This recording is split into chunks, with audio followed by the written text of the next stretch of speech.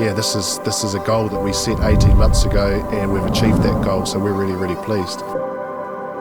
To get our own people upskilled, knowledgeable about the oral traditions of the area, and then get those people to be able to bring out groups from the community to share that information in mātauranga with them. Lewis Smith's been our guide over the last 2 weeks. He's done a really, really good job.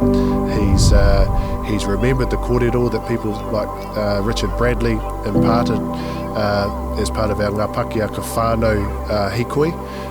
But the good thing about Lewis is that he's also well researched himself, so he makes taonga out of pākohi and other stones that he's been able to harvest throughout the area, and so he's used that knowledge and brought that here as well.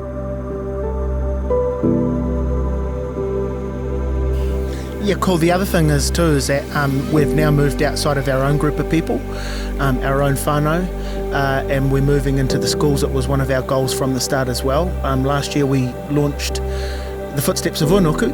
Is the first of a series of books that we're doing. It's local pūrākau and kōrero, and we're trying to get it into the school curriculum. At the moment there's a bit of a debate nationwide about whether or not reo should be compulsory or not, and I tend to believe, well, it's there anyway, and it's just up to us to supplement that with local stuff. So that's what this is also about, and there's been a really good response from schools. So I want everyone to keep looking out towards the sea. What is the most noticeable landmark out here? The big mountains there. The bluff, aye.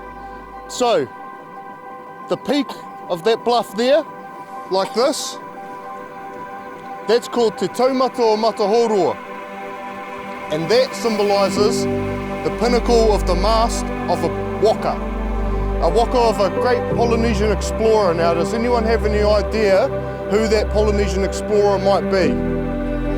Kupe, dead on. So, does anyone know where Kupe may have came from?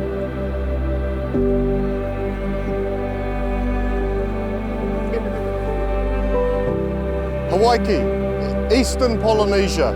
So started out with one school. Since then Pete's had about 3 or 4. How many other schools, Pete? We've had 3 other schools that have expressed an interest in coming out here. The good thing about coming out to this place is that it's easy to get to. It's an easy walk out here, but there's so much you can do with kids here. I mean, we're really, really lucky in the Wairau because the cultural landscape is incredibly rich. It's not only oral traditions that have been etched into the landscape, but of course just across the water here is the place of first settlement. So there's so much information that can be passed on to these young people, and that's got to be a good thing. I really enjoyed today because today I learnt about the bluff has a name for the mast of Kupe. The mast of Kupe is waka. This was great for our class, really enriched what we're learning about in class and made it real. And I know lots of our children definitely learn from doing things, and it's way more exciting than doing it in the classrooms. Being out there in fresh air and hearing real stories is great.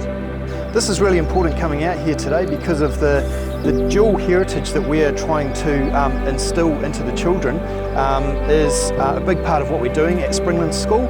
And so out here there's a whole lot of information that we're trying to incorporate into our inquiry at the moment, which is an art inquiry, and also about telling our story, where we come from. And so this area has so much historical significance, and the food and the hunting and the canals and the waterways.